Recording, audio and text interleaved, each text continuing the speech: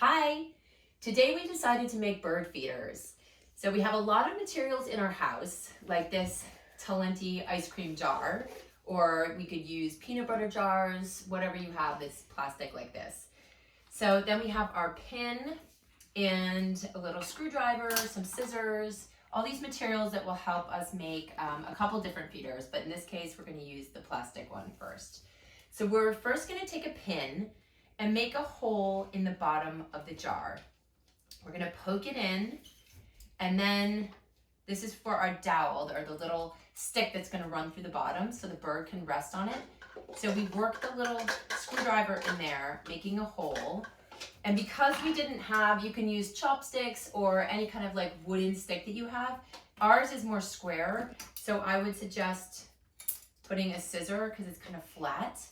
That way you'll be able to work this through there.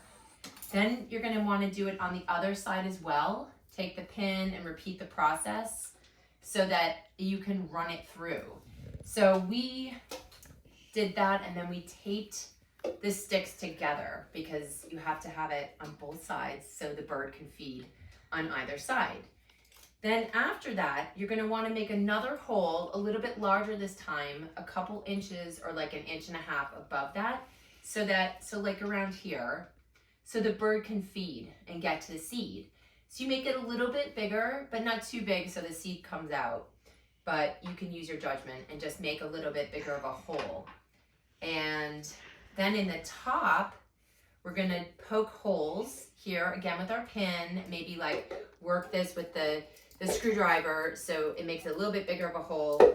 And you take the top off and run some of this wire.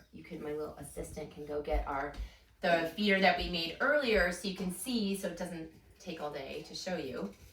But we took I'm gonna screw this. So we took our sticks, they were taped together, and ran them through. Then we had this put on top and with the wire so we can hang it on a tree. And then my assistant here is going to fill this feeder with birdseed.